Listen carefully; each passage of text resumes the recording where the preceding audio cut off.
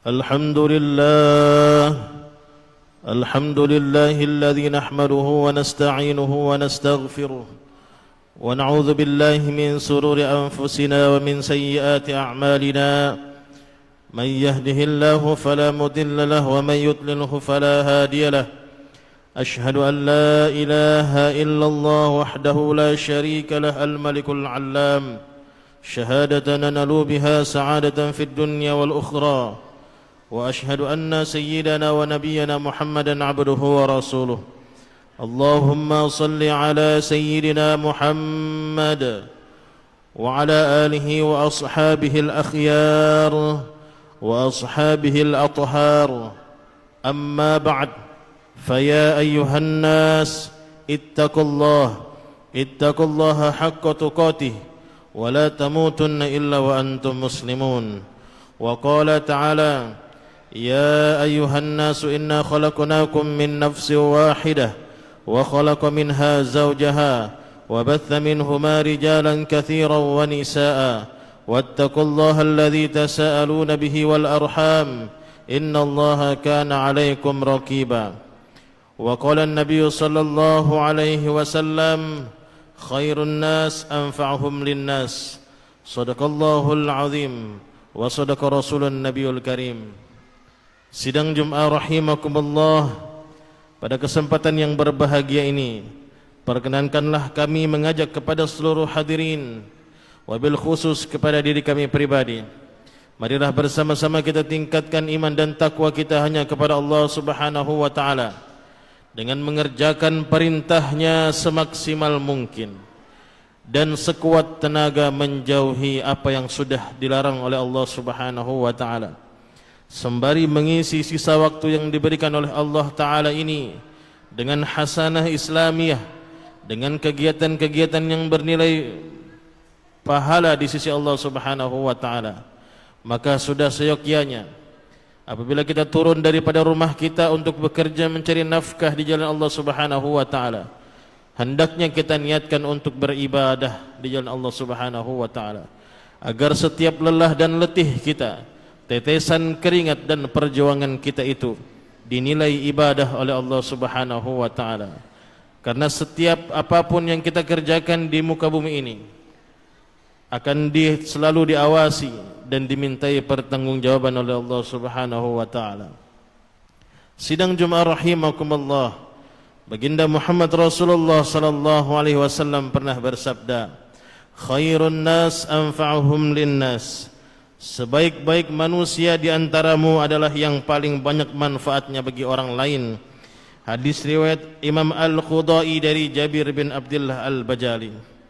Hadis ini seakan mengatakan ukuran kemuliaan seseorang itu bisa dilihat dari sejumlah mana nilai manfaat dirinya bagi orang lain.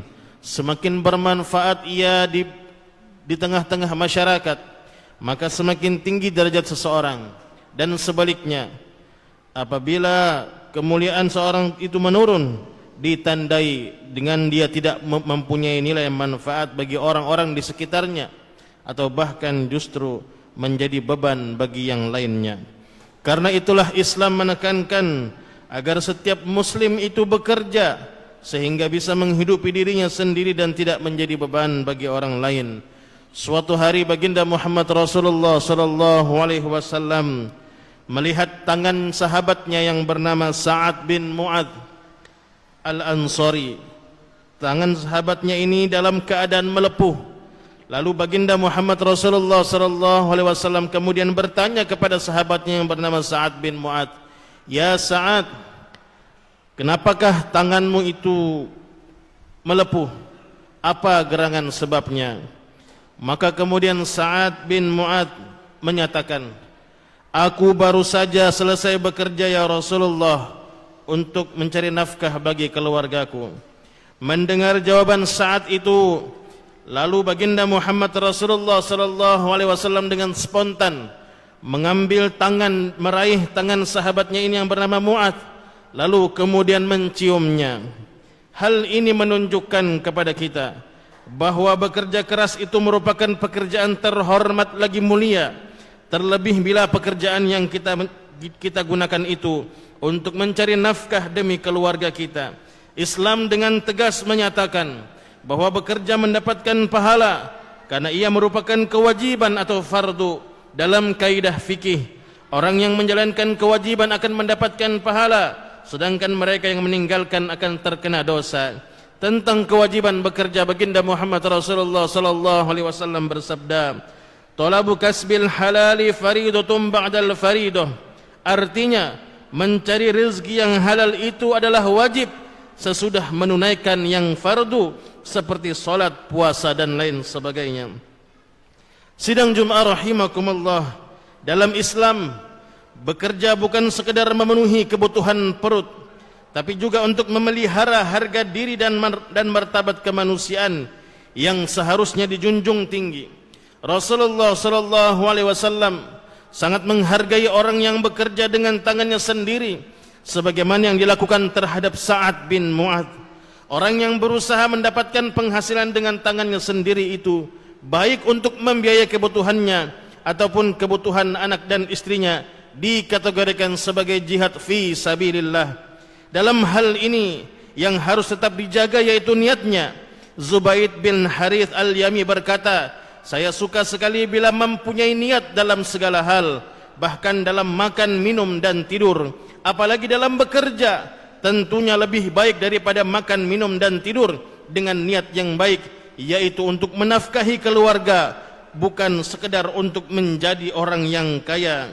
Bahkan ketika seseorang merasa kelelahan atau capek setelah bekerja, Allah Subhanahu wa taala mengampuni dosa orang-orang yang bekerja pada saat itu juga. Dalam sebuah hadis, baginda Rasulullah sallallahu alaihi wasallam bersabda yang artinya, "Barang siapa yang pada malam hari merasakan kelelahan karena bekerja pada siang harinya, maka pada malam itu ia diampuni oleh Allah Subhanahu wa taala." Hadis riwayat Imam Ahmad dan Imam Ibnu Asakir. Dengan bekerja, hadirin, seseorang tidak akan tergantung kepada orang lain. Bahkan banyak orang yang bekerja keras kemudian bisa membantu orang lainnya. Orang seperti ini telah mengamalkan sabda baginda Rasulullah sallallahu alaihi wasallam, "Tangan yang di atas itu lebih baik daripada tangan di bawah, dan tangan di atas adalah tangan yang memberi, dan tangan yang di bawah adalah tangan yang senantiasa meminta-minta." Islam memandang bekerja sebagai mencari nafkah sebagai salah satu bentuk ibadah dan sekaligus rasa syukur kita kepada Allah Subhanahu wa taala. Allah Subhanahu wa taala berfirman, "A'udzu billahi minasyaitonir rajim. Ya'maluna lahu ma yasha'u min mahariba wa tamathila wa jifanin kal jawab wa qudurir rasiyat i'malu ala Daud syukra wa qalilun min ibadish syakur." Para jin itu membuat untuk Sulaiman apa yang dikehendakinya dari gedung-gedung yang tinggi dan patung-patung dan piring-piring yang besar seperti kolam dan periuk yang tetap berada di atas tungku. Bekerjalah wahai keluarga Daud untuk bersyukur kepada Allah, dan sedikit sekali dari hamba-hambaku yang berterima kasih. Al-Quran Surah Saba ayat 13.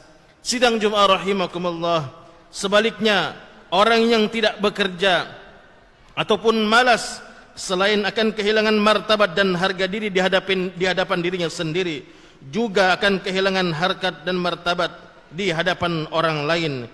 Jatuhnya harkat dan harga diri akan menjerumuskan kita pada lembah kehinaan. Dari Abu Abdullah Az-Zubair bin Al-Awwam radhiyallahu an, baginda Rasulullah sallallahu alaihi wasallam bersabda, "Sungguh seandainya salah seorang di antara kalian mengambil beberapa utas tali, kemudian pergi ke gunung dan kembali dengan memikul seikat kayu untuk dibakar lalu menjualnya, kemudian dengan hasil itu Allah mencukupkan kebutuhanmu, itu lebih baik daripada meminta-minta kepada sesama manusia, baik mereka memberi ataupun tidak." Hadis riwayat Imam Bukhari. Ini menunjukkan, hadirin, bahwa bekerja itu merupakan kewajiban, sehingga tidak heran jika Sayyidina Umar bin Khattab pernah melarang orang yang terus-terusan berada di masjid agar mereka keluar mencari nafkah. Sayyidina Umar tidak suka melihat orang yang pada siang harinya tetap asik duduk di masjid, sementara sang mentari sudah terpancar bersinar. Khalifah Sayyidina Umar memaksa mereka untuk bekerja, karena begitu banyak kemuliaan bagi orang-orang yang bekerja mencari nafkah untuk dirinya dan untuk keluarganya. Semoga Allah Subhanahu wa taala senantiasa membimbing kita untuk terus istiqomah, menjadikan apa yang kita kerjakan sebagai salah satu bentuk ibadah kita di hadapan Allah Subhanahu wa taala. Semoga Allah Subhanahu wa taala angkat derajat kita, keluarga kita, dan jadikan kita termasuk golongan orang-orang yang bertakwa dan mendapatkan ampunan Allah Subhanahu wa taala. A'udzu billahi minasyaitonir rajim. Bismillahirrahmanirrahim. Wal 'ashr innal insana lafi khusr illa alladhina amanu wa 'amilus salihati wa tawasaw bil haqq wa tawasaw bis sabr. Barakallahu li wa lakum fil Qur'anil 'azim wa nafa'ani wa iyyakum bima fihi minal ayati wa dzikril hakim wa taqabbal minni wa minkum tilawatahu innahu huwas samiul 'alim. اللهم صل وسلم وزد وأنعم وتفضل وبارك بجلالك وكمالك على أشرف عبادك سيدنا ومولانا محمد وعن كل الصحابة أجمعين.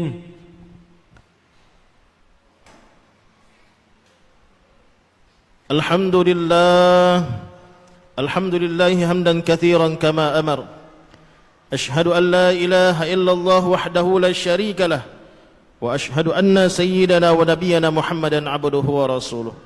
Allahumma salli ala sayyidina Muhammad wa ala alihi wa sahbihi al-mujahidin at-tahirin, amma ba'd. Faya ibadallah, usikum wa nafsi bitaqwallah wa ta'atihi la'allakum turhamun.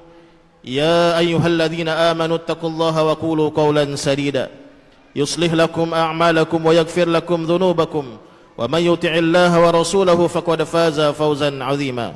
وقال الله تعالى في كتابه الكريم: أعوذ بالله من الشيطان الرجيم بسم الله الرحمن الرحيم أم حسبتم أن تدخلوا الجنة ولما يأتكم مثل الذين خلوا من قبلكم مستهم البأساء والضراء وزلزلوا حتى يقول الرسول والذين آمنوا معه متى نصر الله ألا إن نصر الله قريب. وقال النبي صلى الله عليه وسلم: بني الإسلام على خمس شهادة لا إله إلا الله وأن محمد رسول الله وإقام الصلاة وإيتاء الزكاة وحج البيت وصوم رمضان. اللهم صل على سيدنا محمد عبدك ونبيك رسولك النبي الأمي وعلى آله وصحبه وسلم تسليما عدد ما أحاط به علمك وخط به قلمك وأحصاه كتابك. ورضى اللهم عن ساداتنا أبي بكر وعمر وعثمان وعلي وعن الصحابة أجمعين وعن التابعين وتابعيهم بإحسان إلى يوم الدين. اللهم اغفر لنا للمسلمين والمسلمات والمؤمنين والمؤمنات الأحياء منهم والأموات إنك سميع قريب مجيب الدعوات يا قاضي الحاجات. ربنا ظلمنا أنفسنا وإن لم تغفر لنا وترحمنا لنكونن من الخاسرين. ربنا آتنا في الدنيا حسنة وفي الآخرة حسنة وقنا عذاب النار. عباد الله، إن الله يأمر بالعدل والإحسان وإيتاء ذي القربى وينهى عن الفحشاء والمنكر والبغي يعظكم لعلكم تذكرون. فاذكروا الله العظيم يذكركم واشكروه على نعمه يزدكم واسألوه من فضله يعطكم ولذكر الله أكبر والله يعلم ما تصنعون. أقيموا الصلاة.